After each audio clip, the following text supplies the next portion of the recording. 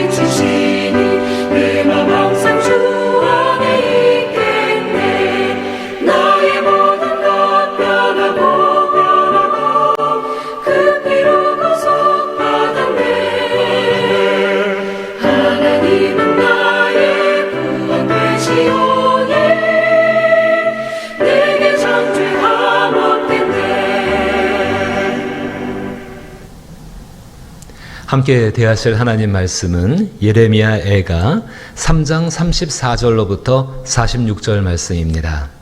구약성경 1147면에 예레미야 애가 3장 34절로부터 46절 말씀, 제가 말씀을 읽겠습니다. 34절부터입니다. 세상에 있는 모든 갇힌 자들을 발로 밟는 것과 지존자의 얼굴 앞에서 사람의 재판을 굽게 하는 것과 사람의 송사를 억울하게 하는 것은 다 주께서 기쁘게 보시는 것이 아니로다. 주의 명령이 아니면 누가 이것을 능히 말하여 이루게 할 수 있으랴. 화와 복이 지존자의 입으로부터 나오지 아니하느냐. 살아있는 사람은 자기 죄들 때문에 벌을 받나니 어찌 원망하랴. 우리가 스스로 우리의 행위들을 조사하고 여호와께로 돌아가자. 우리의 마음과 손을 아울러 하늘에 계신 하나님께 들자. 우리의 범죄함과 우리의 반역함을 주께서 사하지 아니하시고 진노로 자신을 가리시고 우리를 추격하사 죽이시고 긍휼을 베풀지 아니하셨나이다. 주께서 구름으로 자신을 가리사 기도가 상달되지 못하게 하시고 우리를 문나라 가운데에서 쓰레기와 폐물로 삼으셨으므로 우리의 모든 원수들이 우리를 향하여 그들의 입을 크게 벌렸나이다. 두려움과 함정과 파멸과 멸망이 우리에게 임하였도다. 아멘. 사랑 많으신 아버지 하나님, 정말로 이 땅이 주의 진노 앞에 있습니다. 그 가운데 저희가 소망을 삼을 수 있고 또 그 가운데 위로를 받을 수 있는 것은 주 앞에 나와 죄를 회개하고 자복하면 주께서 용서하시고 사하시며 우리를 새롭게 하시고 우리가 이 땅의 죄를 가지고 주 앞에 기도할 때에 하나님의 놀라운 회복을 그리스도 예수께서 친히 일으키신다는 것을 믿기 때문입니다.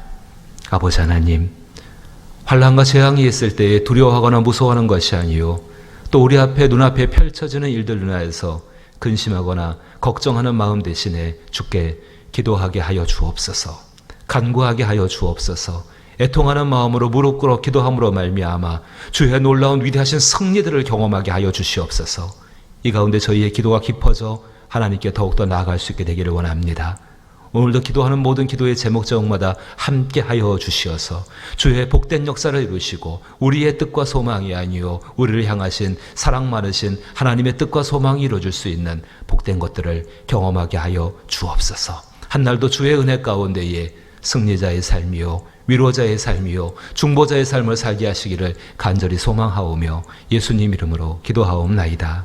아멘. 환난과 재앙의 때, 어렵고 힘든 때지요. 근데 이 환난과 재앙의 때, 어렵고 힘겨운 때가 자신을 성장시키고 성숙시킬 수 있는 굉장히 좋은 기회라는 것입니다. 사랑하는 우리 여러 성도 여러분, 정말로 이렇게 코로나19로 인하여서 또 여러 가지 일들로 인하여서 어려움을 겪고 있을 때에 오히려 이 기회 가운데 함께 하시는 하나님을 생각하면서 자신을 성장시키고 성숙시킬 수 있는 기회로 삼아갈 수 있기를 주의 이름으로 축복합니다. 정말 이런 기회들을 자기의 성장과 성숙으로 삼아간다는 것은 아픔을 가지시고 자기의 자녀를 징계하시는 그 하나님 아버지 사랑에 대해서 반응하는 일들에 해당하게 됩니다. 특별히 그 일 가운데에서 이 고통 속에서 얼마든지 나올 수 있는 불평, 그 불평의 뿌리를 뽑고서 예수님의 침묵을 배운다는 것은 굉장히 중요합니다. 분명히 고통이 우리 가운데 있습니다. 이 고통의 상황 가운데 얼마든지 우리가 불평을 쏟아놓을 수가 있는데 그 불평의 뿌리를 뽑아버리고서 그 가운데 대신에 예수님의 침묵을 우리가 배울 수 있다면 우리의 영혼과 우리의 삶은 참으로 복되게 되는 줄로 믿는 것입니다. 정말 묵은 밭을 기경하는 것처럼 우리 안에 있는 불평의 뿌리를 뽑아내야 합니다. 이 불평의 뿌리가 좀 깊이 우리 마음 가운데 자리 잡고 있는 것이 아닙니다. 가시나무 하나가 심겨지게 되면 그 뿌리가 온 밭을 덮어버리는 것처럼 정말로 깊이 자리 잡은 그 불평의 뿌리들을 뽑아낼 수 있는 기회가 될 수 있기를 또한 축복합니다. 미국의 그 시카고 대부운동이 있었을 때 일입니다. 그때 그 웰보엔 목사님이 시작한 그 불평 없는 세상 만들기라는 프로그램이 있습니다. 굉장히 오래전에 시작된 프로그램이지만 현재는 80개 나라에서 한 600만 명 이상의 사람들이 참여하는 굉장히 뛰어난 치유와 회복의 프로그램으로서 자리 잡고 있습니다. 이 불평 없는 세상 만들기 운동, 이 운동의 모토는 이렇습니다. 인간이 감사하지 못하는 것은 불평 때문이다. 우리가 겪는 모든 불행의 뿌리는 불평 때문이다. 감사를 위해선 먼저 불평을 멈춰야 한다는 말로서 이 운동을 설명을 할 수가 있습니다. 이 운동에 참여한 사람들은 굉장히 공통적인 간증을 하게 되어집니다. 먼저 자기 자신이 불평하는 습관을 멈추려고 노력했는데 그 습관들을 없애려고 노력했는데 감사와 평안으로 채워지는 채워지는 변화를 경험하게 되어지고 더욱이 하나님과 서로에 대한 감사를 경험하게 되어졌고 하나님과 그들을 위해서 진심으로 중보기도할 수 있는 기도자가 됐던 경험들을 정말 그들은 고백을 하고 있습니다. 그렇습니다, 여러분. 삶에서 불평을 없애는 그 과정들, 굉장히 힘들고 어려운 일이죠. 하지만 그 과정들을 통하여서 놀라운 변화와 치유의 간증들을 우리는 얻을 수 있다는 것입니다. 환난과 재앙의 때에 상처를 치료받은 중보자로 하나님 앞에 세움을 받기를 원한다면요, 정말 이것에 주목하셔야 합니다. 자신에게 있는 불평하는 습관을 먼저 없애도록 해야 합니다. 굉장히 중요한 일입니다. 불평이라는 것은요, 사실 모든 것을 썩게 만드는 나쁜 누룩입니다. 누룩 한 덩이가 자루 안에 들어가면 모든 것을 부풀게 하는데에 선한 효과를 내는 누룩도 있지만은요, 반대로 모든 것을 상하게 하는 나쁜 누룩도 있다는 것입니다. 불평이 그렇습니다. 불평이 시작되게 되면은요, 자기 자신뿐만 아니라 함께 있는 사람들 가운데에 굉장히 약한 것들을 만들어갈 수밖에 없습니다. 조금 더 세게 말씀드리면은요, 살아있는 모든 것을 죽게 만드는 독사의 독과 같습니다. 독이 서서히 퍼져가면서 모든 것을 마비시키고 결국은 죽음에 이르게 하는 것처럼 이 불평의 습관을 없애지 않게 되면은요, 우리의 심령과 또 함께 있는 사람들의 심령 가운데에 이 사망의 어두운 그림이 반드시 내릴 수밖에 없다는 것입니다. 정말로 이렇게 환난과 재앙이 있을 때, 코로나19로 인하여서 힘들고 어려움이 있을 때에 우리 가운데에서 불평을 없애는 것은 진짜 중요한 일입니다. 불평은 그 원인과 과정과 결과에 대한 공정함이 없습니다. 단지 자신이 모든 것의 주권자로 생각하고 자기 중심적으로 생각하는 교만이 그 안에 있어서 그것 때문에 우리가 이 불평으로 말미암아서 패망의 자리에 이룰 수밖에 없다는 것입니다. 오늘 본문의 36절로부터 시작하여서 39절 말씀 한번 다시 보십시오. 사람의 송사를 억울하게 하는 것은 다 주께서 기쁘게 보시는 것이 아니로다. 주의 명령이 아니면 누가 이것을 능히 말하여 이루게 할 수 있으랴. 화와 복이 지존자의 입으로부터 나오지 아니하느냐. 살아있는 사람은 자기 죄들 때문에 벌을 받나니 어찌 원망하랴. 35절 읽지를 못했는데요. 35절 보니까 지존자의 얼굴 앞에서 사람의 재판을 굳게 하는 것과 사람의 송사를 억울하게 하는 것은 다 주께서 기쁘게 보는 것이 아니라고 이야기합니다. 주께서 기쁘게 보시지 않는 그 일들 가운데 사람의 입장에서는 억울함이 있을 수밖에 없지요. 그리고 불평이 나올 수밖에 없는 것이 현실적인 모습일 것입니다. 그런데 이 예레미야가 정말로 고통받는 그 상황 가운데 애가를 말하면서 그 다음 말씀 보게 되니까는 주의 명령이 아니면 누가 이것을 능히 말하여 이루게 할 수 있으랴라고 말합니다. 하나님의 명령, 하나님의 뜻이 아닌다고 한다면은 불평하는 상황이 생길 수가 없다라고 이야기하는 것입니다. 화와 복이 지존자의 입으로부터 나오지 아니하느냐. 살아있는 사람은 자기의 죄들 때문에 벌을 받나니 어찌 원망하랴. 사실상 우리가 불평할 만한 것이 없다는 것입니다. 그럼에도 불구하고 우리는 세상을 살아가면서 불평하고 싶을 때가 많이 있습니다. 불평해야만 할 만큼 불공정함들, 억울함들, 답답함들, 정말 그런 것들로 인해서 불평할 그것 때문에 마음에 고통이 있을 때가 있습니다. 사랑하는 성도 여러분, 이렇게 불평을 해야 될 정도로 마음에 고통이 있을 때에 성경에서 말하고 있는 것처럼 욥이나 엘리야나 요나처럼 차라리 하나님께 불평하십시오. 욥기 7장 11절 말씀 보게 되니까는 욥이 극한 고통 가운데 정말 억울한 사람입니다. 그 가운데 7장 11절에 이렇게 이야기합니다. 그런즉 내가 내 입을 금하지 아니하고 내 영혼의 아픔 때문에 말하며 내 마음의 괴로움 때문에 불평하이로다. 하나님께 말하고 있는 것입니다. 요나는 어땠을까요? 하나님께서 니느웨 성으로 가라고 말했습니다. 요나 가지 못한다고 말하고 다시스로 도망가기 위해서 배를 탔습니다. 정말로 물고기 뱃속에 들어가는 죽을 고생을 다했죠. 그리고 하나님의 은혜 가운데 육지에 토해냄을 받게 되어지고 정말 니느웨에 갔습니다. 회개를 선포했습니다. 근데 이 하나님께서 이 니느웨 백성을, 회개한 니느웨 백성을 멸망시키지 않습니다. 요나의 마음 가운데 분이 가득했습니다. 요나 4장 1절의 말씀을 읽어보니까 요나가 매우 싫어하고 성내며 여호와께 기도하여 이르되 여호와여 내가 고국에 있을 때에 이러하겠다고 말씀하지 아니하였나이까. 분명히 회개하라고 말하게 되면은 그 니느웨 백성들이 회개할 것이고 그러면 하나님께서 심판하지 않을 것을 내가 이미 알고 있었습니다. 근데 나를 왜 이렇게 생고생을 시키셨습니까? 라고 불평을 하고 있는 거죠. 계속 한번 제가 읽어보면은 내가 고국에 있을 때에 이러하겠다고 말하지 아니하였나이까. 그러므로 내가 빨리 다시스로 도망하였사오니 주께서는 은혜로우시며 자비로우시며 노하기를 더디하시며 인애가 크시사 뜻을 돌이켜 재앙을 내리지 아니하시는 하나님신 줄을 내가 알았음이니이다. 그때 알았는데 나를 왜 물고기 뱃속까지 집어넣어서 여기까지 오게 하셨습니까? 그런 불평이지요. 하나님은 우리의 고통을 아십니다. 불평할 수밖에 없는 우리의 마음들을 또한 알고 계십니다. 우리가 불평할 수밖에 없는 상황 가운데에서 우리의 고통을 아시는 하나님을 생각하며 마치 어린아이가 어머니의 품 안에서 울음을 멈출 수 있는 것처럼 불평하고 싶은 마음이 정말로 하나님께 아랠 때에 그 마음이 사라지게 되어지고 하나님을 생각하며 자신을 돌아볼 수 있게 되어진다는 것입니다. 분명히 오늘 본문에서 읽은 36절부터 39절 말씀까지 굉장히 억울하고 분통이 터지는 일들이고 불평을 쏟아낼 수밖에 없는 일들입니다. 누군가가 재판을 잘못해서 자기를 힘들게 하고 있는데 말입니다. 예레미야가 40절과 41절에 하나님 품 안에서 하나님을 생각하면서 이렇게 이야기합니다. 40절과 41절에 우리가 스스로 우리의 행위들을 조사하고 여호와께로 돌아가자. 우리의 마음과 손을 아울러 하늘에 계신 하나님께 들자. 이게 참된 믿음의 사람의 태도입니다. 이것이 정말로 세상 가운데 환난과 재앙이 있을 때에 우리 예수님처럼 상처를 치료받고 세상을 위한 위로자여 중보자로 서기를 원하는 사람의 마음의 중심에 있어야 되는 줄로 믿는 것입니다.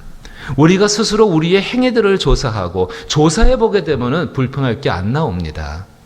여호와께로 돌아가자. 우리의 마음과 손을 아울러 하늘에 계신 하나님께 들자.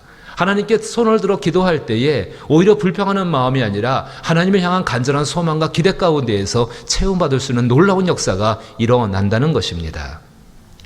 우리 사랑하는 성도 여러분, 사람을 향한 불평은 독을 내뿜는 것과 똑같습니다. 그러나 하나님을 향한 불평은 하나님을 향한 탄원에 해당하게 되어집니다. 불평이 우리 가운데 가득할 때에는 무엇 때문에 하나님과 관계가 단절됐는가, 무엇 때문에 사람과의 관계가 단절됐는가를 알 수가 없습니다. 하지만 하나님을 생각하며 침묵하면 아버지께서 진노하신 이유, 왜 화가 나셨는지 그 이유를 알 수 있게 되어지고 그 이유를 알게 되어지면 그것이 우리의 회개와 기도의 제목이 될 수 있다는 것입니다. 42절부터 시작해서 46절 말씀까지를 다시 보면은 예레미야가 알게 됩니다. 우리의 범죄함과 우리의 반역함을 주께서 사하지 아니하시고 진노로 자신을 가리시고 우리를 추격하시며 죽이시고 긍휼을 베풀지 아니하셨나이다. 분명히 두렵고 떨리는 일이지만 그 일의 이유가 무엇인가, 범죄함과 반역함이라는 것을 분명히 예레미야가 깨닫게 되어집니다. 44절에 주께서 구름으로 자신을 가리사 기도가 상달되지 못하게 하셨고 우리를 문나라 가운데서 쓰레기와 폐물로 삼으셨으므로 우리의 모든 원수들이 우리를 향하여 그들의 입을 크게 벌렸나이다. 왜 이렇게 되었는가? 그 원인이 무엇인가? 하나님과 끊어진 원인이 무엇인가? 여전히 그 앞에 범죄함과 반역함이라고 자기 자신을 돌아보면서 하나님께 기도하면서 알게 되어진다는 사실입니다. 지금 우리도 불평할 수 있는 상황이지요. 이 상황 가운데에서 이 예레미야와 같은 태도가 필요하지 않겠습니까? 이 예레미야의 태도가 우리 주 예수 그리스도의 모습이셨습니다. 예수님께서는 빌라도 앞에서 그 십자가라는 그 판결을 받으실 때 잘못된 재판이죠. 굽은 거지요. 그러면 안 되죠. 근데 그 앞에서 침묵하시고 자기를 변호하지 않으신 것은 정말로 세상을 향하신 하나님의 진노가 무엇인지를 알고 계셨기 때문입니다. 그래서 침묵하였습니다. 사실 침묵은 하나님을 향한 정말로 가장 강력한 탄원이고 하나님을 신뢰하는 표시입니다. 예수님은 하나님의 사랑, 공의, 판단, 신원 등을 침묵을 통하여서 하나님이 그렇게 하실 것을 믿고 알고 있기에 하나님께 모두 맡기셨습니다. 지금 우리도 마찬가지일 것입니다. 지금처럼 억울하고 불평이 많을 때도 드뭅니다. 많은 한국의 교회들이 억울한 일을 당하고 있습니다. 그건 우리도 마찬가지입니다. 하지만 우리는 그리스도 예수를 알고 있습니다. 그리스도 예수께서 모든 판단, 모든 공의, 모든 신원, 그리고 모든 하나님의 사랑과 임재를 하나님께 맡기시고 침묵하신 것처럼 교회도 지금 침묵하고 있는 것입니다. 힘이 없어서 침묵하는 것이 절대로 아닙니다. 그리스도인들의 삶은 어때할까요? 마찬가지입니다. 우리가 믿는 것은 우리의 판단과 우리의 정의와 우리의 공의와 우리의 힘이 아니라 하나님의 사랑과 하나님의 판단과 그리고 하나님의 행하심을 우리는 믿고 있기 때문에 그러합니다. 베드로전서 2장 19절과 18절 가운데에서 그래서 하나님을 생각하여 참음으로 침묵하면 아름답다라고 우리 가운데 말씀하십니다. 베드로전서 2장 19절 20절 말씀에 부당하게 고난을 받아도 하나님을 생각함으로 슬픔을 참으면 이는 아름다우나 죄가 있어 매를 맞고 참으면 무슨 칭찬이 있으리요. 그러나 선을 행함으로 고난을 받고 참으면 이는 하나님 앞에 아름다우니라라고 우리 가운데 말씀하여 주고 계십니다. 지금 우리는 분명히 부당하게 고난을 받고 있습니다. 하지만 이것 때문에 불평할 일이 아닙니다. 오히려 이 일을 통하여서 그리스도 예수의 그 침묵을 배워야 합니다. 그 침묵 가운데 담겨진 하나님을 향한 그 하나님의 사랑을 믿는 믿음과 하나님의 공의와 하나님의 판단과 하나님이 신원해 주실 것을 믿는 그 신뢰 가운데 믿음 가운데 세워져야 한다는 것입니다. 사랑하는 성도 여러분, 이번 기회가 불평의 뿌리를 뽑아버리고 예수님의 침묵을 닮아감으로 말미암아 하나님의 능력으로 세상을 치유하는 중보자가 될 수 있기를 주의 이름으로 축복합니다. 주기도문으로 예배 마칩니다. 하늘에 계신 우리 아버지여, 이름이 거룩히 여김을 받으시오며 나라의 임하옵시며 뜻이 하늘에서 이룬 것 같이 땅에서도 이루어지이다.